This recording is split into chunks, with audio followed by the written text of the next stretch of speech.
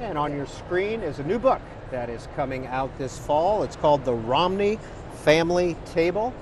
Ann Romney is the author of this book. Ann Romney, when did you find time to put this together? Well, oddly enough, I've actually written a cookbook before, but nobody would know that.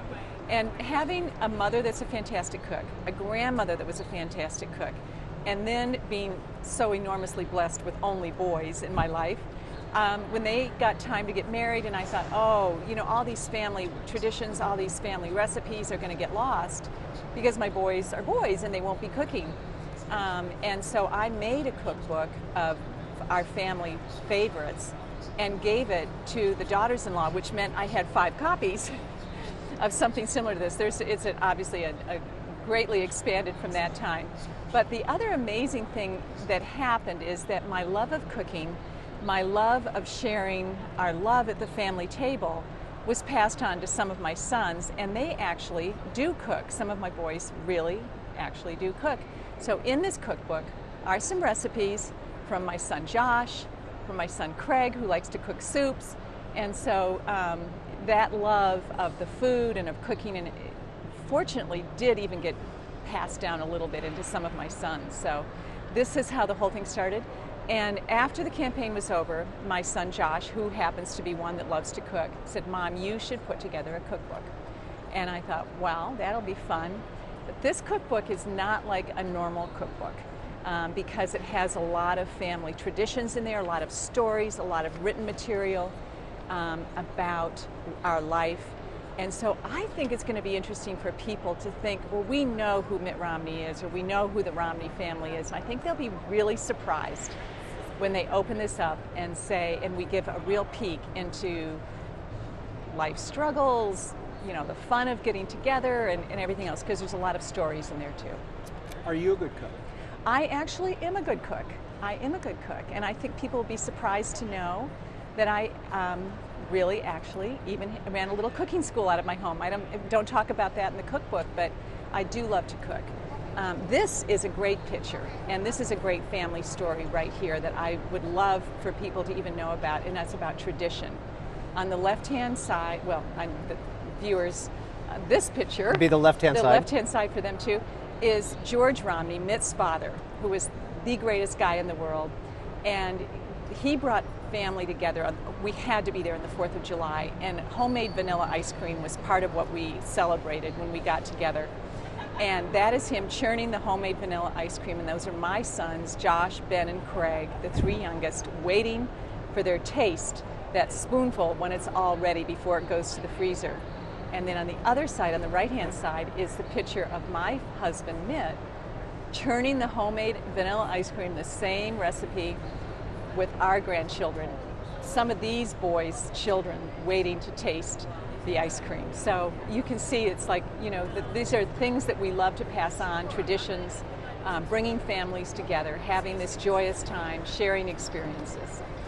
Is Mitt Romney a cook? He is fantastic in the kitchen, and he helps me out. When on Thanksgiving morning, he's the one in there stuffing the bird, sauteing the celery and onions, getting things ready. He's helpful, very, very helpful in the kitchen. He also is one of the most responsible people I've ever known when the meal is over, because he shoos anyone that was working hard in the kitchen out of the kitchen and cleans up himself, which is always a great thrill for anyone that has spent a lot of time preparing food. So he's fantastic in the kitchen. So are people getting as well family photos that have never been published before in this book? You will see a lot of family photos that you've never seen before. The one on the cover is actually makes me laugh every time I see it, because we get together in the summer with all of the grandchildren, and this is you hear about the Romney Family Olympics and about all the competitions we had. Well, we had a watermelon eating competition with the grandchildren.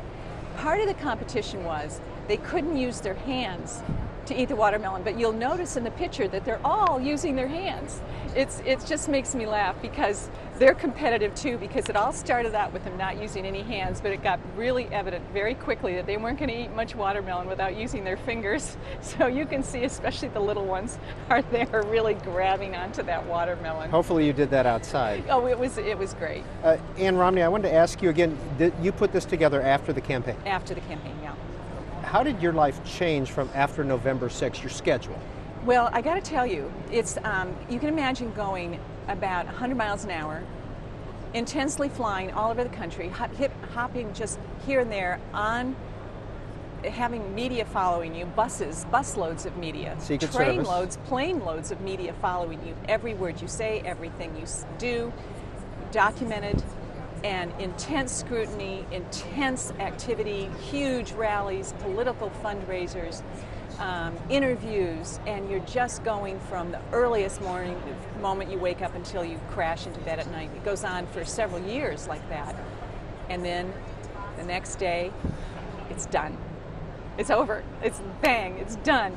And that kind of energy that you're outputting every once in a while, with just such intensity for such a long time, ends so suddenly. It's a huge adjustment in so many different ways. And I know, of course, we were so disappointed with the loss and everything else, but I kept feeling for months afterwards, and this was my sentiment, is like, Coach, put me in. I'm like, wait a minute, the game's over. No, but that's how I felt. I'm like, put me in, Coach, I'm ready. I've been sitting on the bench now, put me in. And that energy takes a long time to dial it back down again. And it did for me, but now it has, and I'm back to normal life, a normal life schedule. My routine is much slower. Life is wonderful, and I've been busy with the book and busy with another part of my life, which are horses, which I love, and I've been riding and competing and spending time with the grandchildren and enjoying our time that Mitt and I have together. We're writing, he and I are, we're thinking. We're thinking about the country, we're thinking about still the problems that face the nation. And, politics is one way to answer some of the problems. But I really believe, and this is part of this thing with the family and everything else, is that so many of our problems can be solved with good, strong families and good, strong values and take care of each other. So there's not just government that answers a lot of and solves a lot of our problems in our life, but family certainly can as well. Now, Ann Romney, you said you and Mr. Romney are writing. R-I-D or W-R? W-R-I-T. So we can expect well, we've been thinking, and I don't think there's anything that's specific yet, but no, we've really been doing a lot of thinking and a lot of broad thinking about challenges that face the nation right now. And, I know Mitt is thinking and has been writing and thinking and doing a lot of thinking about energy and about, how our energy needs are going to increase, and broadly, globally, how the energy demands are going to be much bigger in China and in India than they even are in the United States. And so, there's sort of he's a broad thinker. I mean, in his business life, he was a consultant for years. Then he was in business, and he was known as sort of the turnaround guy for turning around companies.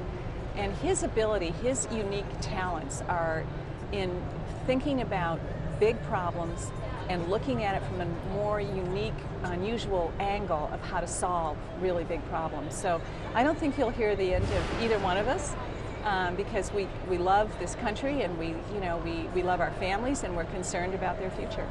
How incognito can you be today? Not very much, so. Especially when I put makeup and hair on. I can actually do pretty well with no makeup and putting my hair up in a ponytail, and I can hide better than Mitt can. Mitt cannot.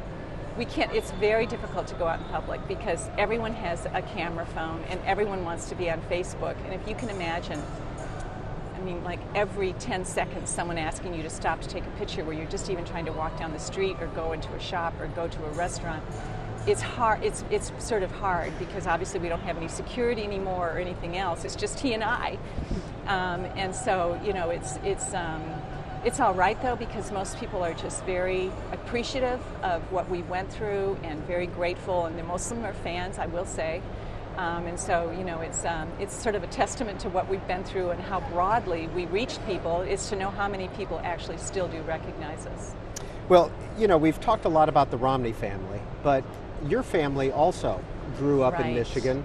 Yes. What is this picture we're looking at? You talk about the cabin that your father built. My father built this cabin on Lake Michigan. I am a Michigander, and I loved campaigning in Michigan for that reason. I love the Great Lakes. I love what my family taught me beyond how to cook. They taught me how to be strong. They taught me how to be they adored me, how loved I was. They taught me hard work. And my father